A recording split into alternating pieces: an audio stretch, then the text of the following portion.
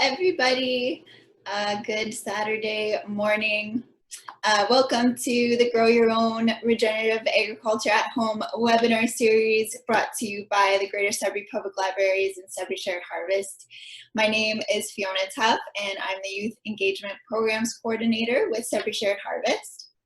Today we're going to be talking about some things to consider if you're starting a home garden from scratch.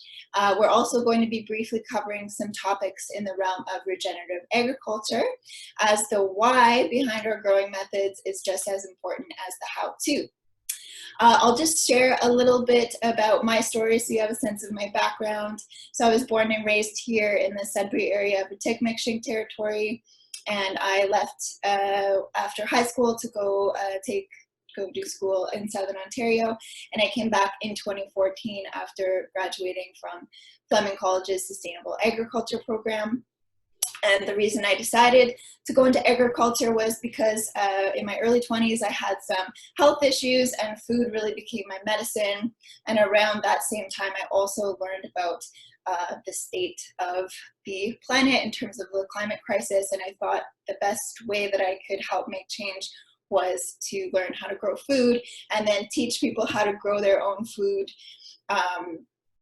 knowing that uncertain times were ahead. And here we are. This is probably one of the most uncertain times we've faced globally. So, and now is a really important time to shine a light on the fragility of our food system and how we can help make changes to make everything more resilient and sustainable and equitable and just for everyone and all creatures on the planet. So we're going to break up this webinar into two sections. Originally, we were going to cram a whole bunch of subject matter into one, but I didn't want to skimp over anything. So we're going to do the live portion today, and we're going to cover basics from gardening, basics about gardening from scratch, and about regenerative agriculture. And then part 2 will come out next week, and it'll either be a pre-recorded video or we'll do another webinar, and that'll be all about your crop planning, your crop layouts, specific maintenance needs for different types of crops, pest pressure, disease control, this kind of stuff, ways to direct seed, ways to transplant, all of this. So today, is going to be covering regenerative agriculture and then the basics for establishing your garden. So again, this is, we're playing with new platforms here, so I have to do some screen sharing, so just bear with me if there are any glitches. So here we go. Okay.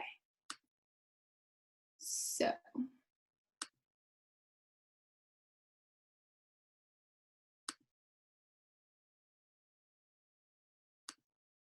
Hang on, we're gonna go here. We're gonna go play. Okay, so I'm hoping everybody can see everything here. So grow your own regenerative agriculture at home. So some of these pictures that you see here are from food grown in gardens that I've been associated with. Oh, just hang on, I'm seeing something in a chat box and I can't scroll for some reason. Oh, hang on, sorry guys. I just have to, I've lost control of my mouse. Okay. If there's something that you need to say, Katie, at Greater Sudbury Public Libraries, you might just need to unmute and speak because I can't see the chat box right now. Sorry, Fiona, I just said it looks great. Okay, perfect. You're good. Okay, thanks. So so some of these crops are things that I've helped to grow at people's various home gardens. So keep in mind that these veggies were grown in like relatively new soil, so it takes some time. It takes time to build your soil, but still, you know, we've got a cantaloupe, we've got jalapenos, beans, carrots, tomatoes, beets, snap peas, zucchinis. And you'll see this bathtub situation going on. That was a do-it-yourself cold frame that I tried out. So cold frame meaning you can start things a little bit earlier or take things deeper into the winter and things will still start growing if the climate is right. So just some examples. Okay, and now it is not letting me, oh, okay, I just click. Okay, good. So yeah, so we're going to talk about regenerative agriculture, and we're going to talk about the soil food web, and these are really important concepts to keep in mind when we're gardening. So what I really love about, what I've learned to love about growing food and farming is that it is very much an expression of how you want to relate to the world, and how you want to express your culture and your identity and your heritage, and how you want to relate to the land and life webs around us. So, you know, as a settler person on Tikmikshing territory, I want to be very mindful of my relationship to the land, and honoring the customs and traditions of the original people of the land. So also something to be very mindful of when we're growing food and doing any sort of land-based connecting. So some of these, in terms of expressing ourselves, so some of these gardens are in urban agriculture projects that I've been really lucky to be involved with. So we have a herb spiral, that's at Delki Food Forest. We've got a medicine garden and a tribute to a gentleman named Dubois in the Rainbow Garden here, and that's at the Flour Mill Community Farm. And then we've got our big happy smiley face, and that was at a garden that we established at a high school in Hanmer this past summer. So yeah, we don't have to be growing in straight lines, and we can really make gardening our own.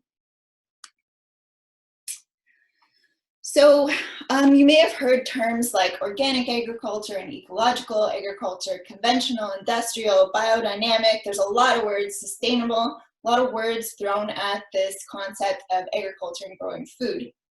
And regenerative agriculture is sort of this umbrella term that can be used, and there are different, all the different streams of agriculture can be regenerative. So an organic farmer can be regenerative, and they could also not be regenerative in some ways. And a conventional industrial farmer could be regenerative, and as well, because it's about using specific techniques. So it's a very inclusive term. But essentially, we're trying to help life grow and regenerate. We're trying to support and protect the soil food web. I am just fighting some allergies right now, so I'm just going to sip my tea. Sorry. And so regenerative agriculture is also part of a larger movement that's relating to agroecology and food sovereignty. And these are things that I hope to cover in some videos down the line, because it's very food systems based, and it's super important to keep in mind when we're thinking about food. But regenerative agriculture techniques are largely based on Indigenous people's very sophisticated way of cultivating, sharing, and celebrating food over the past thousands and thousands of years. And it's based on their very deep understanding of the ecology of their land, depending on their geography and their culture. Sorry.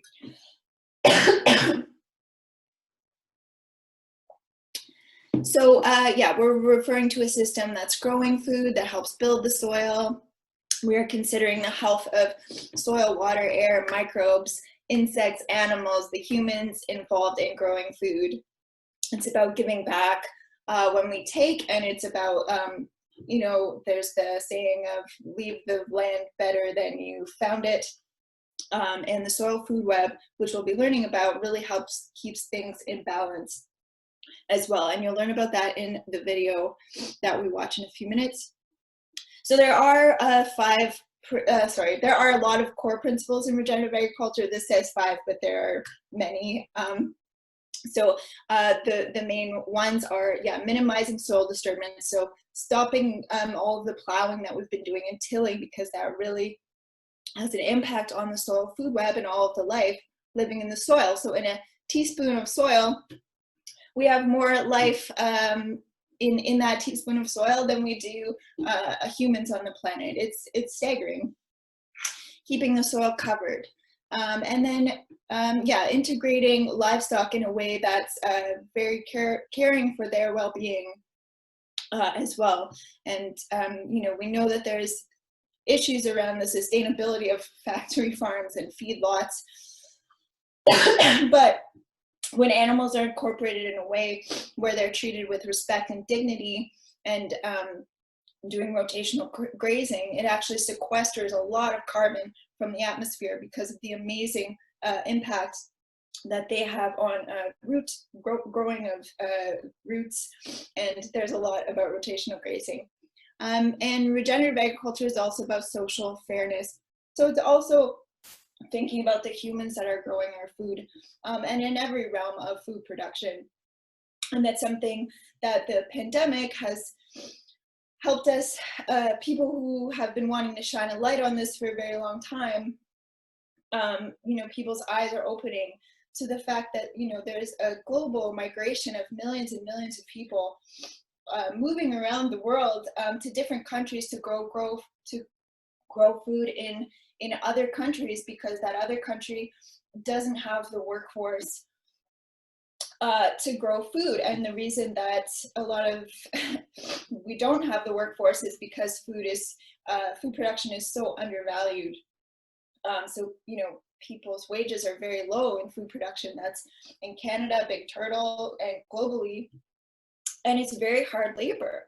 And it makes, when I went into farming, that was one of my biggest questions, was like, I'm doing as much labor as, a construction worker or someone paving our roads, but I'm getting, $200 a month sometimes for this, and I'm growing food. So we really need to think about that, and also just taking a moment to express gratitude for all of the folks who are risking their lives literally to go into different countries and grow our food, and that includes Canada and Ontario. We have 20,000 migrant workers come from all over the world to help run our farms here to feed us. They leave their families, for 8 to 10 months. So we really need to express gratitude with this. And in Canada overall, it's about 60 or 70,000 people come and help grow our food. So really expressing gratitude for those folks. So we're quickly going to watch a video on the soil food web. It's about 5 minutes long, and then we'll get into the gardening basics from scratch, I promise. So I'm just going to stop my screen share for a second.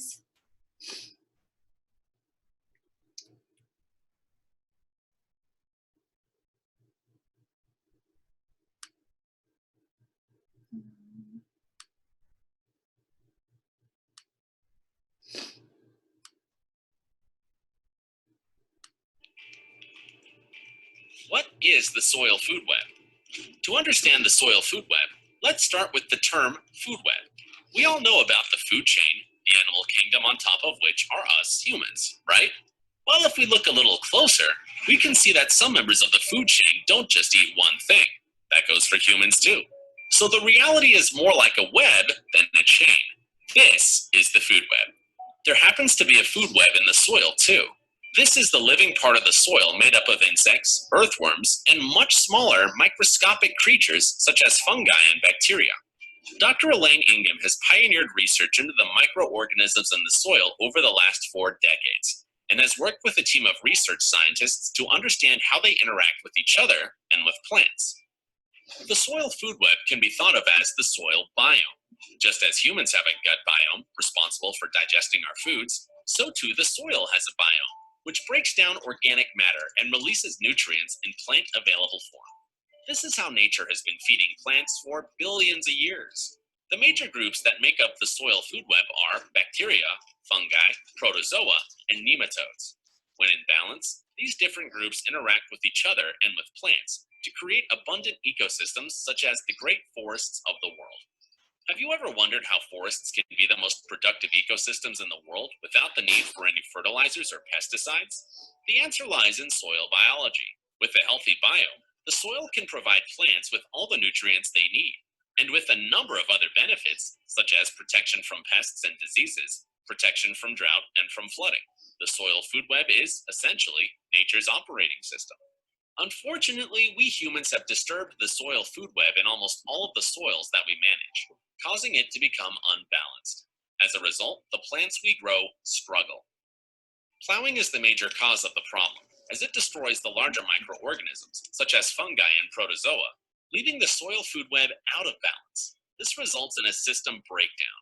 Nutrients are no longer made available to plants, and protection from diseases is compromised. Before the Industrial Revolution, humans would plow using oxen or a bull, which provided around 3 or 4 horsepower. Modern tractors can yield 400 horsepower or more. So far more damage is done to the soil biome by modern machinery. The use of chemicals has compounded the problem. The good news is that we can restore the soil food web to most soils within just a few months. This results in a number of benefits, both for farmers and for the environment. With a balanced soil food web in place, farmers need not use fertilizers at all. They don't need to use pesticides either, as nature's operating system protects plants from attack. Herbicides, used to kill weeds, are not required either, as weeds only thrive in conditions where the food web is out of balance. Restoring the soil food web means farmers save money on chemical inputs across the board. It also means that their yields increase dramatically. In some cases, farmers working with Dr. Elaine Ingham have seen yields increase by over 200%. This is because the soil food web provides plants access to a constant flow of nutrients from soil organic matter, and from the soil particles themselves.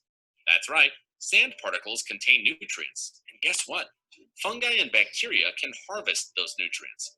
They then make these available to the plant in a process that the plant actually controls. This means that plants get access to the type of nutrients they need precisely when they need them. That's how you maximize yields and optimize profits. For the environment, there is a whole host of benefits of having a balanced soil food web. Humanity is facing a number of existential threats. Let's take a look at how some of these are related to the soil. The most obvious one is soil erosion. The United Nations Food and Agriculture Organization has estimated that we only have around 60 years left before all the world's topsoil is depleted. Other estimates are as low as 30 years. The soil food web prevents soil erosion by both wind and water by building structure. Please watch the animation on soil structure for more information. Another existential threat we are facing is ecosystem collapse. The UN has recently stated that insect populations have been decimated by around 25% each decade for the last 30 years. That means that there are 57% less insects today than there were in 1989. Bird populations have declined by 1/3 in the last 15 years in parts of Europe. So how does the soil food web help? Well, the UN has identified the use of pesticides as a major cause in the decline of insect populations. Please watch the animation on pests and diseases to find out how nature's operating system protects plants against attack, eliminating the need for pesticides. Another threat to life on Earth is climate change. Fortunately, the soil is capable of holding tremendous amounts of carbon in the bodies of microorganisms, and some mega-organisms too. The biggest living organism in the world is not a whale, it's a fungus found in Oregon that is the size of 1,665 football fields. It is between 2,000 and 8,000 years old, and it is made mostly of carbon. By restoring the soil food web, we could put a stop to climate change. Please watch the animation on soil carbon sequestration for more details. At the Soil Food Web School, we... Okay. Yeah. Okay, so there we go. That was the little video about the soil food web. I just have to tinker around. So just a reminder, folks, that if you have any questions, you can type them into the Facebook Live chat and we will get to them at the end of the webinar. So there's someone monitoring the questions and we'll be able to answer some of them going forward. So I'm gonna just share my screen again.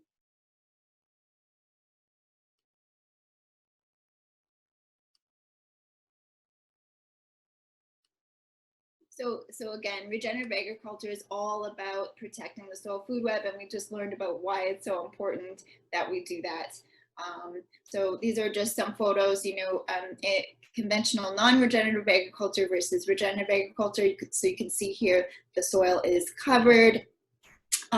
There's not, tilling is not going on, so some big industrial farmers will just crimp their crops down and then direct seed into the crimped mulch. So that's a great technique. Again, using cover crops, and we'll talk more about what that is down the line. And of course, we see these crop dusting going on. We don't want that. We don't want to be eating this or exposing our creatures to this. And this is a beautiful some beautiful examples of a regenerative farm system. So you can see there's a huge diversity of plants and using perennials and annuals in this, just very inspiring. So we're gonna get to the gardening from scratch portion now. Woo! So we're gonna be talking about raised bed gardening considerations, in the ground gardening considerations, and then some soil fertility. And I'm just keeping an eye on the time here too.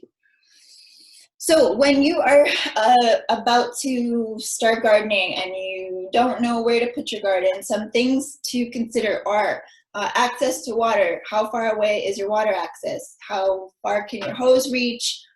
Or if you don't mind, walking a little bit with your watering can. I was going to say teapot. You could use a teapot. So your access to water, the amount of daylight you have. So ideally, you want to have 6 to 8 hours of direct sunlight, but we know that some yards or balconies just don't have access to that. So there are crops that are okay with partial sun, and so greens, and so it's less than 6 hours of sunlight, or it's light that's filtered through trees, for instance. So there's always a way to grow food. You want to see if there's a microclimate. So can you put your garden next to one of your house walls? That's going to help retain heat. That means you could be growing things that might not grow in our climate environments usually, but because there is this warmer microclimate available that blocks the wind, it's just warmer, means you can be growing different foods. So again, our climate zone here is 3B, 4A, and I usually go for crops that need less than 110 days to maturity. So anything more than 110 days, even 110 days, I think is risky for our season. And again, I usually put things out around June 10th. Anything frost sensitive, sorry. There are crops you can put out earlier than June 10th, things that don't mind a frost. Like right now I have kale and Swiss chard planted in my garden. So frost sensitive crops I leave until June 10th. You can see potentially why, based on the snow. For folks who aren't watching from Sudbury, we got about 10 centimeters of snow yesterday. And yes, so climate zone, knowing your climate zone is very important. Are you on a slope? Is the site for your garden on a slope? Do you need to level that out a bit? Is there water pooling anywhere because there's a mild slope coming into your garden? So being mindful of that. So those are some things to consider. And we're going to talk about raised beds. So there's a whole bunch of different ways you can use raised beds. You can use a bunch of different materials, and you just need to keep in mind what's in your material. So, you can use something like cinder blocks or bricks or something, but you want to make sure that they're safe materials for growing food. So some cinder blocks are using aggregates that are coming from potentially harmful sources. So just make sure that your stuff is food safe. We have a beautiful raised bed to the upper left, and that is at École Secondaire Hanmer. They have made accessible garden beds, and they're really amazing. They were a pleasure to work with last year. And then we also see some other examples here. So if you're going to be using wood for your raised beds, you want to make sure your wood is not treated with anything, because there can be chemical fungicides and other chemicals in them when they are treated, so you don't want that touching your food. And some wood that's recommended for raised bed are rot resistant varieties. So examples are redwood, cedar, Douglas fir has also been recommended. I guess it's a little more affordable. It doesn't last as long, but it's, it works. And like I said, you can really make a raised bed out of anything that's going to hold soil, just being really mindful of the materials that you're working with. So I've seen people garden in tires. I don't know. I know where my tires have been, and I don't think I would want, and what they're made out of, and I don't think I would want my food touching the tire, but they're great, flowers and things, that would probably be fine, stuff that you're not going to be eating right away. So making sure that your materials also have good drainage capacity and that they can stand up to water, heat, temperature fluctuations, that kind of stuff. So today we're just going to focus on wood raised beds. So a really important thing to consider is the corners of your raised bed. So making sure those are really well reinforced because there's a lot of outward pressure filling it with soil when you're watering, fluctuation in temperature. So make sure they're well connected. So you want to put like a sturdier block of wood in the corners and fasten your walls into those actual blocks instead of just together the corners, because that could, they could splay out. The sturdier the bed, the better, in my opinion. And then some folks have questions about drainage and if they should be lining their beds with landscape fabric or whatnot. And so what I've read is that if you are going to be using a weed barrier or landscape fabric, it means that some beneficial microbial activity and earthworms can be kept out of your bed because they can't penetrate that barrier. And there might be a worry about, okay, well, grass is going to grow through, but I mean, you're smothering your bed with a bunch of soil. You could also just mulch with some cardboard and potentially, leaves on top of that. But just if you are going to be mulching on top of the existing soil that is in the perimeter, it's in the area of where you're going to be putting your raised bed, don't mulch right up to the side of your garden, right up to the side of the wood. So you can see in this photo, the cardboard is touching the sides of the wood, but I would just watch for that because it could expedite the decomposition process of your wood frame. So I would just keep like a 6-inch perimeter away, like you can mulch it, but just keep the cardboard away from the wood at the bottom. So if you're not using landscape fabric, what you can do is, and I recommend this for everybody, is aerate the soil. So you can use a pitchfork, you can use a broad fork, you can just use a shovel, you can use a trowel, whatever you have, and just loosen up the soil underneath where you're going to be putting your raised bed. This just helps break up any hard pans if your root systems, they want to go deeper than the soil that you're putting in. And it just helps with drainage and aeration in general. So I think it's just a good idea. Okay, I think we will continue on. So the garden that I have at home is actually on pavement. It's actually on my driveway. So I don't have that same consideration for like, okay, the earthworms can't make it through the soil because there's no soil underneath it. So in that case, you could use landscape fabric, just keeping in mind that you could put maybe some holes in the landscape fabric because it is quite porous and it could get clogged with soil over time, and then you might have drainage issues. But I think you could go ahead and use it if you want to. And then also some folks put pea gravel in the bottom of their bed to help with drainage. And of course this, the soil is going to settle down on top of that anyway, so I'm not sure how effective that would be, but do your research. And this is what I wanted to say from the beginning, is there's so much information online about all of this stuff. So this is just kind of to give you ideas about things, and then whatever aligns with what you're interested in doing, then you go from there and you look into it more. So yeah, in terms of drainage, if you're using a good soil mix, which we'll talk about soon, you shouldn't have too much issue with drainage anyway. So just things to think about in terms of using landscape fabric or gravel or mulching. So raised bed dimensions. So this is where you can really get creative, and that's a really fun part of gardening. In terms of the depth, I would not go any less than a foot deep. just because you want your roots to have enough space to splay out, and some crops have really deep root systems.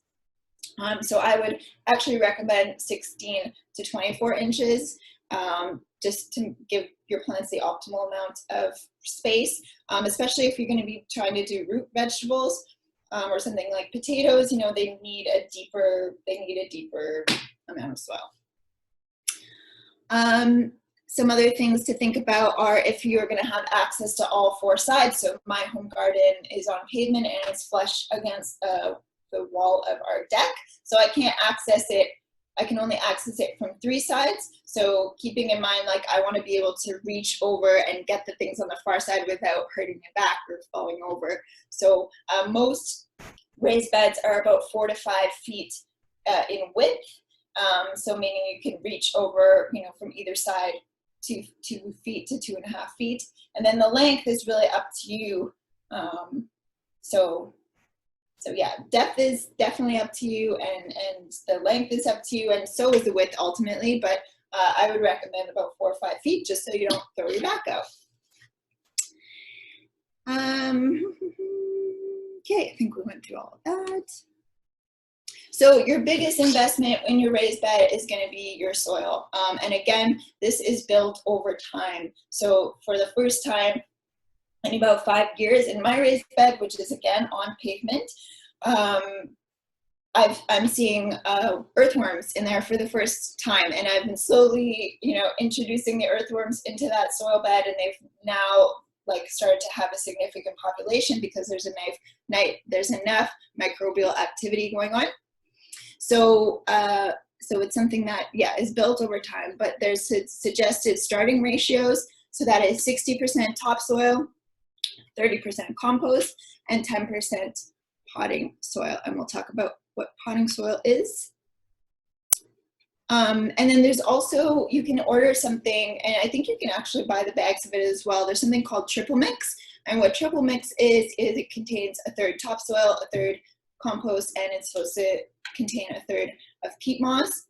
This can vary a bit depending on the company, so it's really important if you are ordering it to ask what is in the specific company's mix.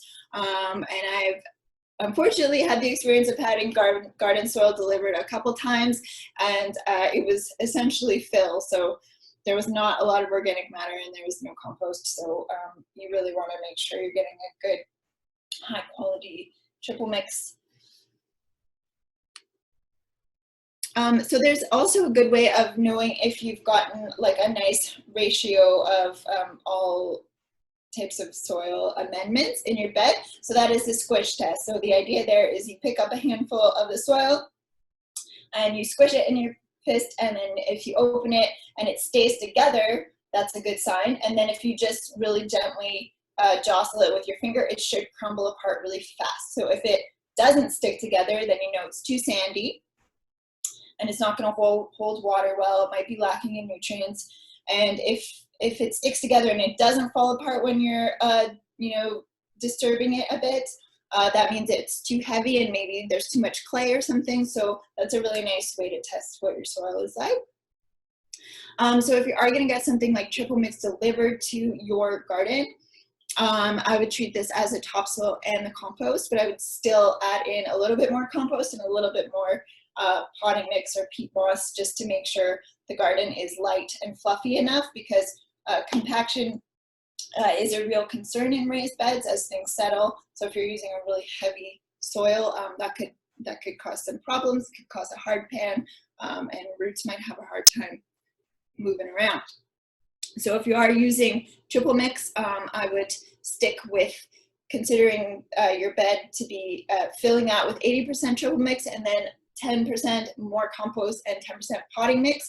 And potting mix is soil-less, so it's usually peat moss based, and it usually has perlite and vermiculite, and those two things are mica and glass based, which sounds weird, but they're okay in organic agriculture, and they're about helping with water retention and aeration. If you can find a potting mix that's inoculated with mycorrhizal fungi, which we're going to be talking about in the next slide, that's really awesome as well, and we'll talk about why.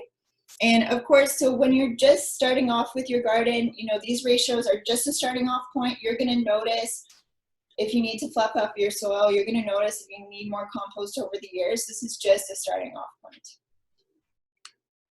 So mycorrhizal fungi, so you will see sometimes some potting mix that says, you know, inoculated with this type of fungi. Basically there's a symbiotic relationship between this fungi and the roots of a plant. So it helps nutrients, it helps the plants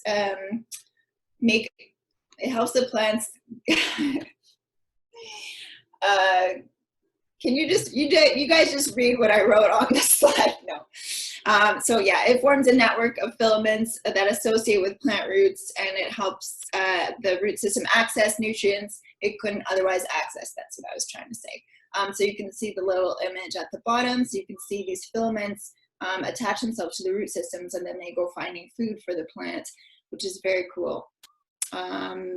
It just makes a healthier plant. So there's a product called Mike that you can get at the garden centers. And again, ProMix, the brand, has a potting mix, and usually that's inoculated with the mycorrhizal. So that is a really good resource. Okay, so we're going to talk about in the ground gardening now. So there's a lot of different methods for prepping an in the ground garden. So there's lasagna gardening, there is double dig method, shallow till and amend, easy sheet mulch, and something called hugelkultur. So I'm going to go over the basics of all of these, but I encourage you to do your own research. And there's so much online, there's so many great videos out there that show you step by step what to do. It's really great. I'm mindful of the time here, so I'm going to try and go through this pretty quickly. If we don't get through everything today in terms of the soil fertility, we're going to just release that next week, again, either through pre-recorded videos or we'll do another webinar, so we'll get you the info. So lasagna gardening. So this is great because you don't need to dig up the existing soil. I would do, you know, a quick using a pitchfork or a broad fork, or turning the soil a little bit where you are going to make your garden. So essentially lasagna garden is you're layering a whole bunch of different materials that break down over a course of time. So you can see here, you might start off with cardboard or newspaper, being mindful of you know, staples and tape, and if something is really high, like dyed or has a lot of wax on it in terms of cardboard, then you're going to put like a green or nitrogen layer down. So you can see that manure, lawn grass clippings.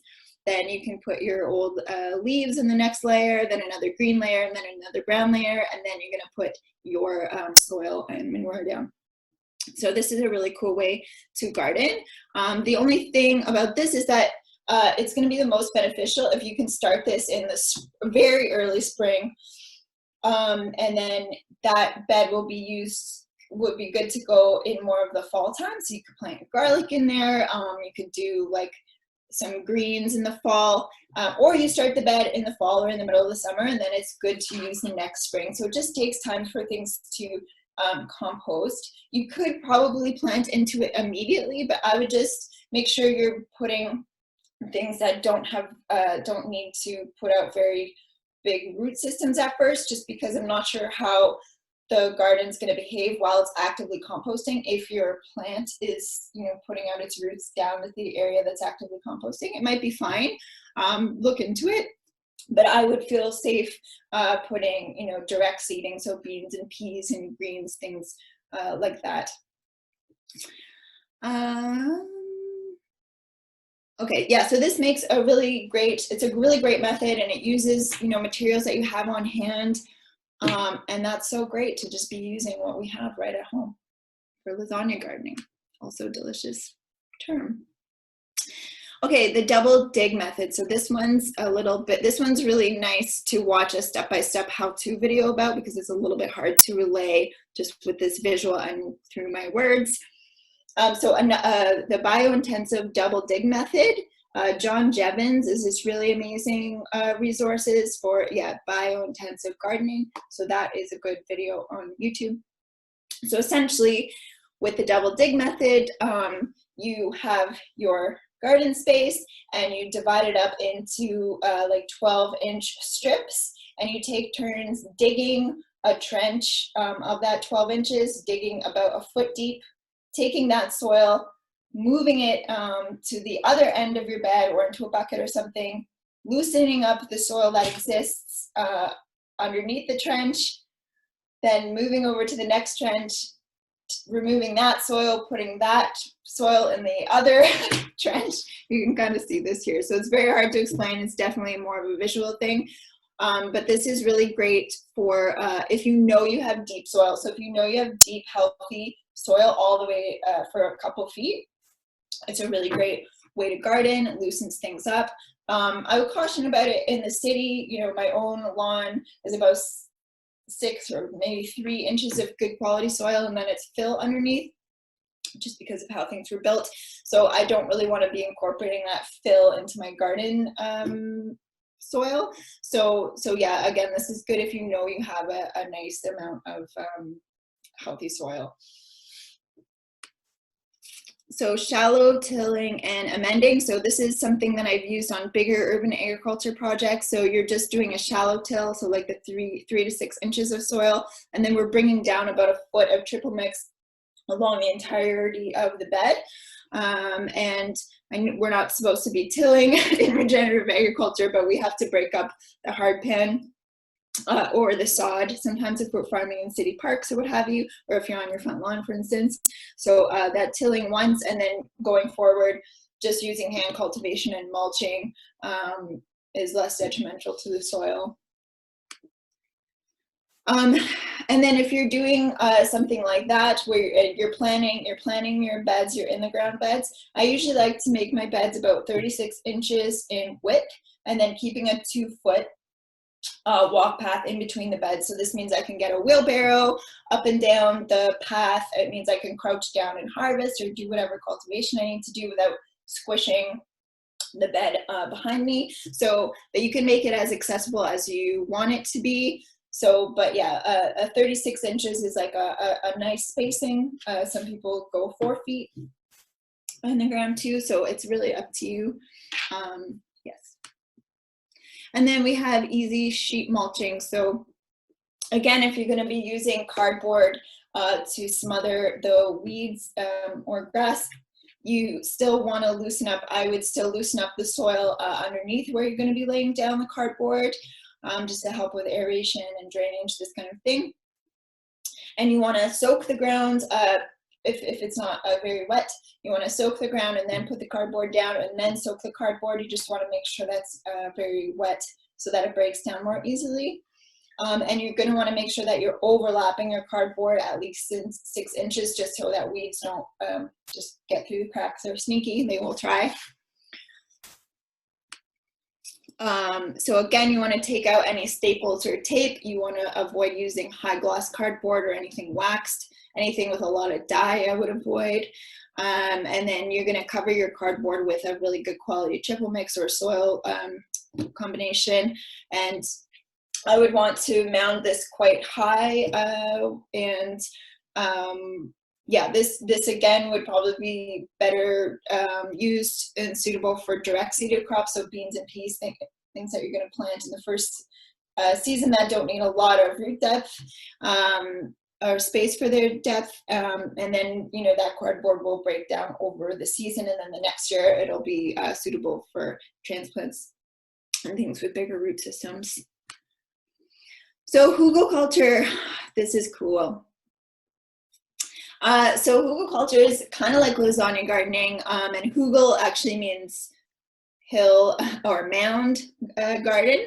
So basically what you're doing is you're using large logs, different sizes of logs, and you're laying them in sort of this mound, and the idea is, and then yeah, you're mulching and you're putting manure and soil on top, and it's just like a continuous, as it composts, it's a continuous nutrient release. You're also not supposed to have to water after year 1, because after you water a lot in year 1, those logs are supposed to act like a sponge and are just like a constant sort of moisture source for your plants.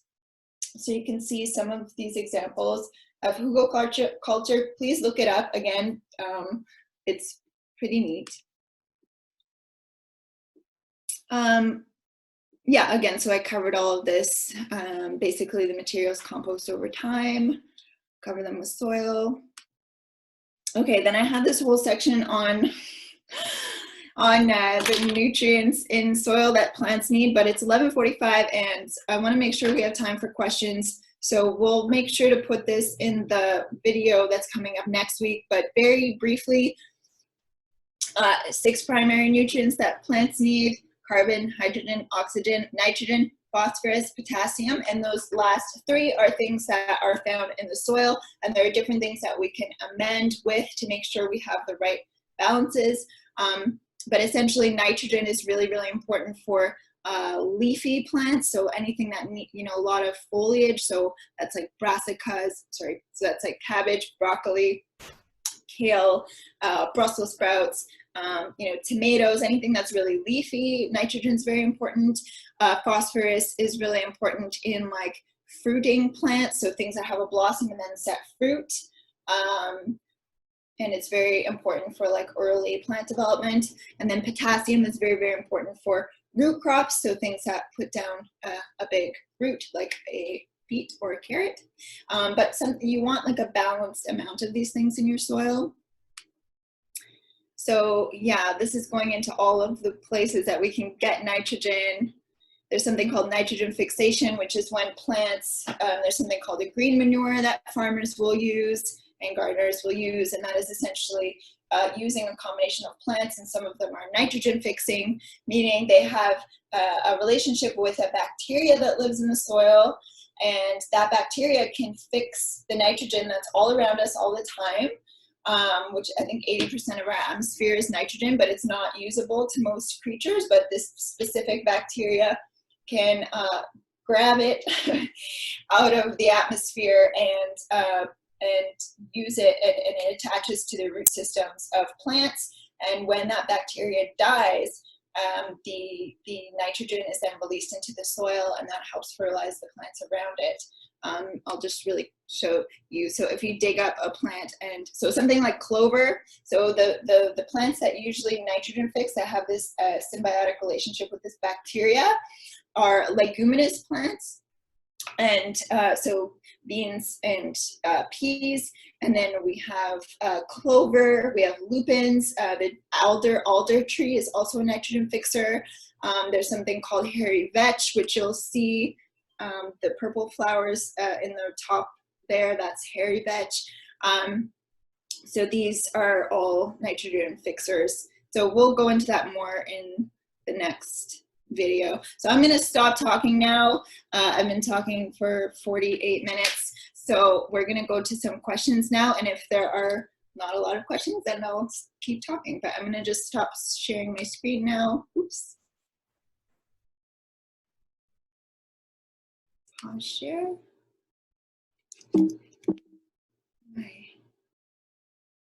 My mouse doesn't work. Oh, come on.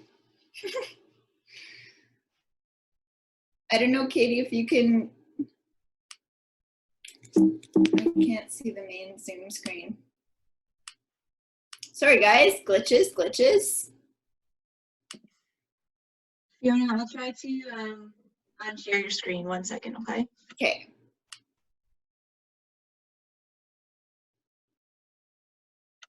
Okay. There we go. Ah, okay. Here we are. There we go. Okay, so there's some, there are some questions. I'm just gonna open the chat box here.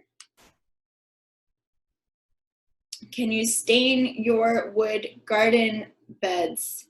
I don't think I would. They're maybe on the outside, but that's something I would look up. I don't know. I feel like that's a stain.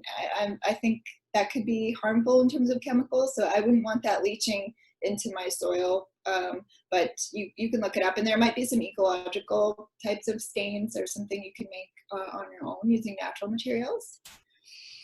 What about cardboard? What about cardboard? Cardboard. Yeah, so again, just what I went over, you don't want to be using anything that is really heavily dyed or high gloss or has wax on it. Just, basic cardboard. So, there's, furniture and appliances are delivered into these huge, massive boxes, and most of the time there's not a lot of dye on those. So we use that at Sudbury Shared Harvest at the Edible Forest Gardens to mulch with. Where can you get earthworms? The earth. If you have friends who have other gardens or really healthy soil, and just go digging, just go look for them, and then you can take them and put them in your garden. It's not the most respectful practice in terms of displacing worms, but I have done it. So yeah, go looking in really healthy looking soil. So like a wood, the woods are a nice place to go dig down. You'll probably find some nice earthworms. If you have a mound of leaves that are decomposing in the side of your house or something, there's usually worms in there doing stuff. So you can find them there. And I'm going to touch on orientation. So I guess in terms of direction of your bed, yeah, maybe we'll talk about that during the next video, but essentially, you're going to want to make sure, that you're just getting the most sunlight. So 6 to 8 hours of sunlight is ideal. So, a south-facing bed is going to be your best bet in terms of that. We can talk about that a little bit more too. I think that's what it means. What about using wood chips as a brown layer? So with wood chips, so there's something called a nutrient lockup, and this is where, so I would suggest using composted wood chips. That means they've been composted a little bit already. They've been broken down, because when you're putting fresh raw wood chips in your garden, microbes are going to stop what they're sort of doing in the soil, and they're just going to go and try and focus all their energy on breaking down those wood chips. So sometimes, and then once it's broken down more, then they'll go back to, hanging out in the soil and doing the stuff that they that you want them to do. But if stuff is already a little bit pre-composted, I would use that for sure. And you can use fresh wood chips totally, and twigs and stuff in your lasagna layers, or in your hugelkultur. Just know that it'll take a little while for those to break down, and for things to get cooking. But yeah, for sure you could use them. You want to make sure where the wood chips are coming from too, because sometimes they're coming from like places, wood that's cleared out because of hydro lines, and I don't know if those are sprayed with Roundup or herbicide or something. So just know your source. Heavy metals in the soil, yeah, for sure. Here we need to be conscious of that. So we have the soil study that was released in 2008. I believe that's available online, and we'll have a resource list compiled at the end of this, so you can take a look at where your house is and what the levels were at that point. If you are concerned about heavy metals in our soil because of industry, that's what doing raised beds and lasagna gardening, like not using the soil, on your lawn, essentially, and building up. That's something you can do. You can also test for heavy metals. So you can work with different labs. If you look up soil testing for heavy metals, different labs will come up, and you can actually send away your samples, and you have to pay, but they'll let you know what's going on in your soil, and they'll also test for fertility, so they might have some recommendations for how you can amend your soil. Reliable compost supplier in Sudbury. So yeah, if you look up like any horse farms, horse stables, they've got a source of manure. Horse manure is awesome when it's composted. It's such a great source of nitrogen. And also, if you have anybody who is raising chickens, chicken manure is really, really great. It's very high in sodium, so you have to make sure it's composted well, because it could potentially burn things. But yeah, so chicken bedding is really good. We at Sudbury Shared Harvest in a lot of projects that I've worked on with Sudbury Shared Harvest and not with Sudbury Shared Harvest, we have used triple mix from Lafreniere Construction. So that has been good quality so far. Yes. Yeah, so soil Lafreniere, that is what I have used. There are a few companies that do it, but again, you just want to call them and say, you know, I'm really interested in having really high quality fertile soil delivered. What is in your soil? And hopefully they will answer you, and that'll work out well. Japanese beetles. Oh geez. Okay, I don't have any experience with Japanese beetles, but we're going to be talking about pest pressure in the next video, so I'll make sure to keep note of the Japanese beetle.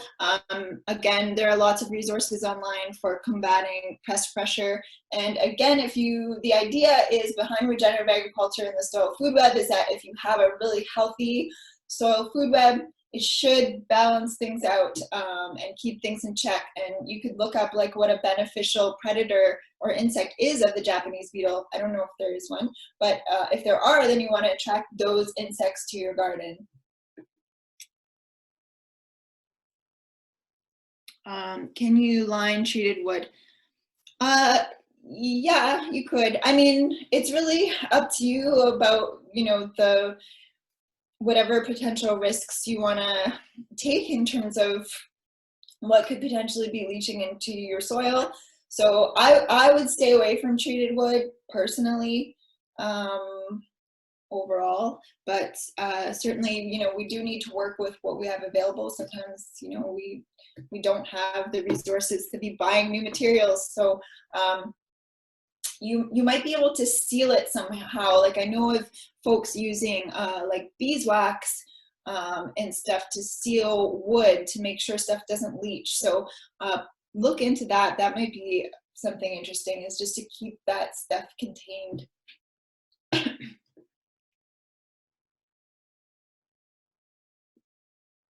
Are there kits to measure the value of your soil? So I know of kits at home. Hardware, sorry, I should be reading the questions out loud. Are there kits to measure the value of your soil? I'm having gardening mix delivered.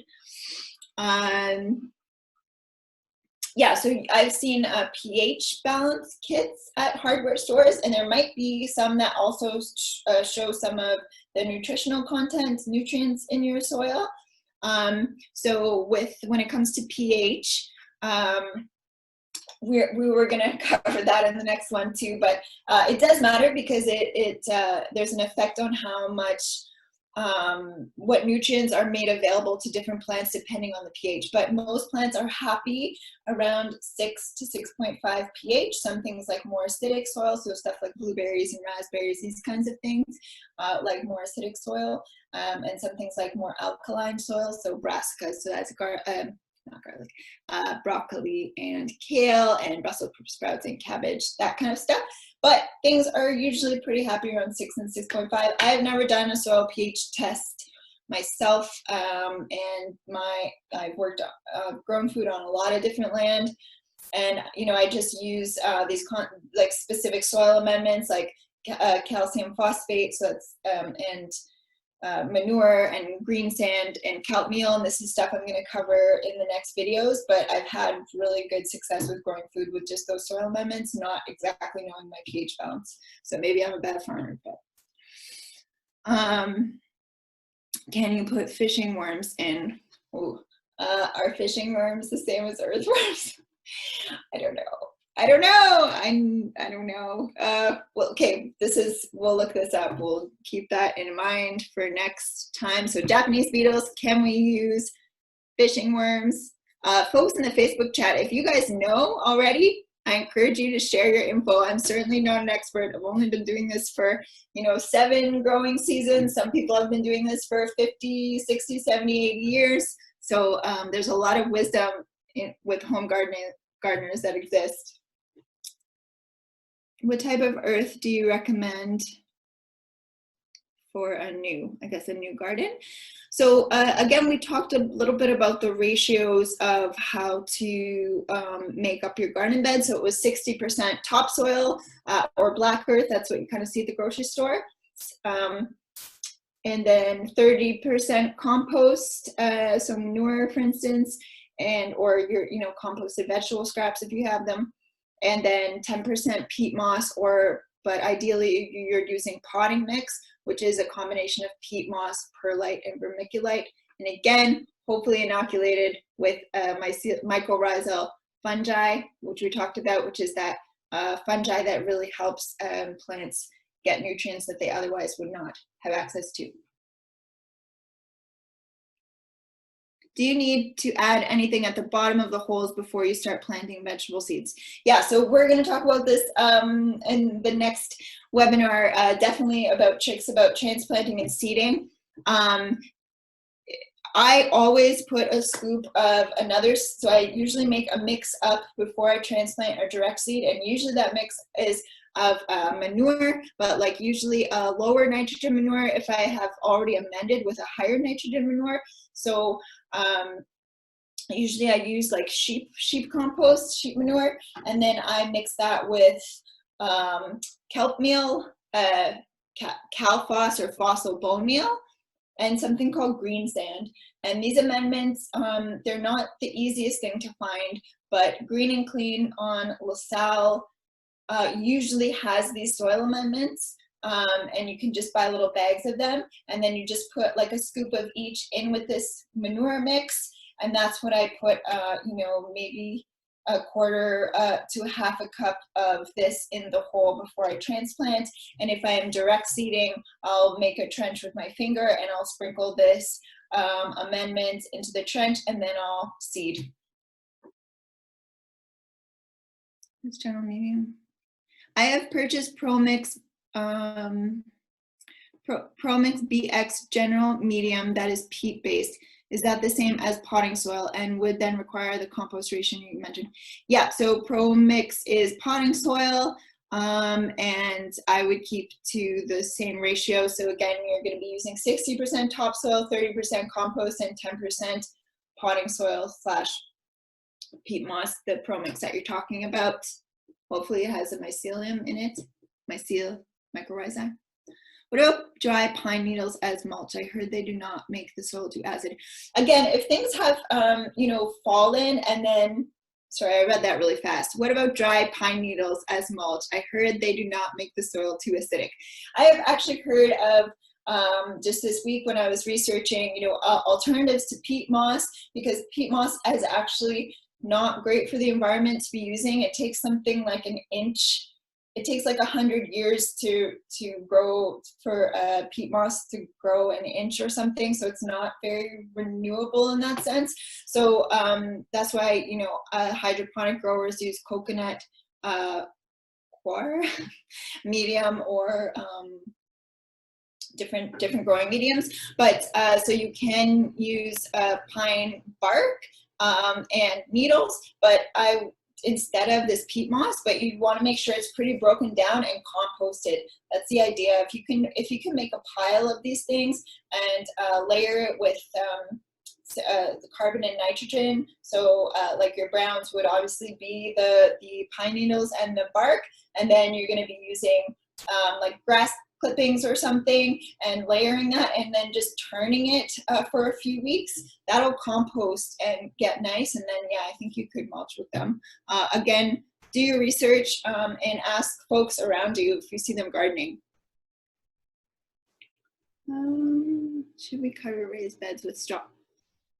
Should we cover raised beds with straw? Sorry. Yep, I would. Mulching is a really great idea. It helps with weed suppression.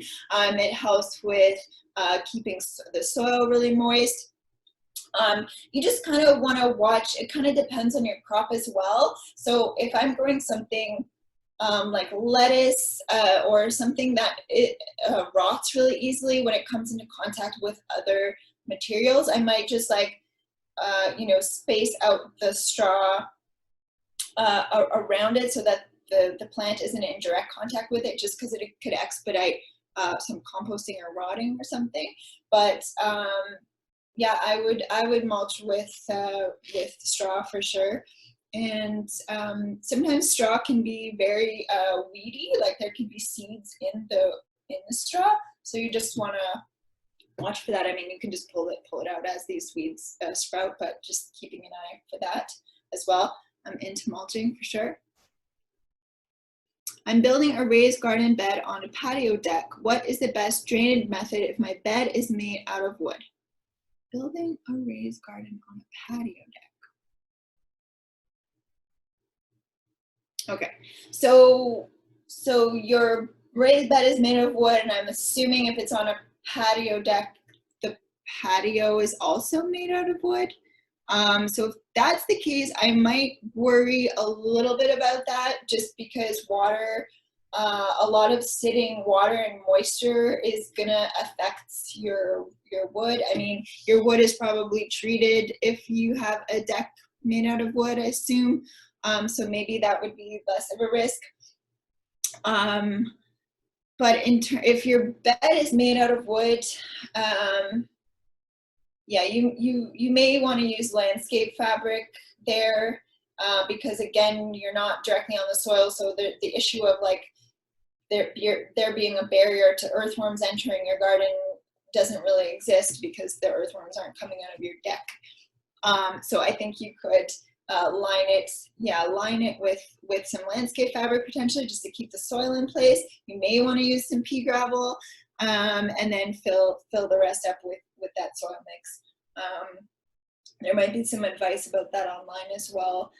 I just would be concerned for your deck. I wouldn't want it to rot underneath the weight of that really moist bed. Should you compost in the fall after harvest? I think you should compost all the time. But certainly, yeah, so this also, you know, the farms that I've worked on, depending on the type of crop that we are working with, you know, we are pulling out, these are large plots of land, right? So we're having like a few 100 feet of summer squash, so zucchini or cucumbers and stuff like that, or tomatoes. And these things tend to get a disease at the end of the season. Even if everything's great and fine and your soil is healthy, they just usually tend to get like a mildew or a blight or something. So we would, you know, take out these plants, and then there would be like a contaminated, we'd call it contaminated because there were plants with disease in it, compost pile, and then we'd have like our compost pile with stuff that we weren't concerned had a disease. You know, lettuce and kale and different things like that, we would compost in a separate pile. And we'd use the contaminated compost pile maybe for stuff that we're not growing food with that compost. So, you know, that's your like flower gardens and stuff. The other thing is that if you're composting correctly and you reach, you know, you can get a compost thermometer, and you reach a certain degree of temperature as a compost happens, the pathogens are supposed to be killed. So that disease is like maybe less of a concern. I think it's something to research and experiment or see if people have done it online. But certainly, yeah, composting is really great if you have leftover remnants. Layering it properly with the right ratios, making sure it gets turned and raises to the heat, to the temperature that you want it to get to raise pathogens and even like weed seeds potentially. Yeah, compost for sure. Okay, so I think that's all the questions. It's a little bit after 12, so we've gone a little bit over time. There's so much to talk about, folks. There's a lot of really great resources online, and again, we are going to compile a resource list for you, and then next webinar we're going to talk about again planting, why to choose certain crops, spacing, pest and disease, maintenance throughout the season, this kind of a thing. So stay tuned. That's going to come out next week, hopefully before next weekend even. Clearly we're not in a massive rush to get anything out with the snow, but we can be growing. Things like greens can be seeded soon. If you are starting your seeds, you can start your melons and your winter squash, so your pumpkins and butternut squash, spaghetti squash, zucchinis, cucumbers. I would start within the next week, knowing that they can be about 3 or 4 weeks old when you put them out. If they go longer than that, they tend to get really big and leggy, and their root systems get really stressed out when you transplant them. So the younger they are, the better. You could even get away with the end of next week planting those seeds. Yeah. So thank you so much for attending, and we will update you again. There's going to be more webinars coming throughout the season, so stay tuned for that. And yeah, part 2 of Gardening from Scratch will come next week. So thank you all so much. Happy weekend. Take care of yourselves.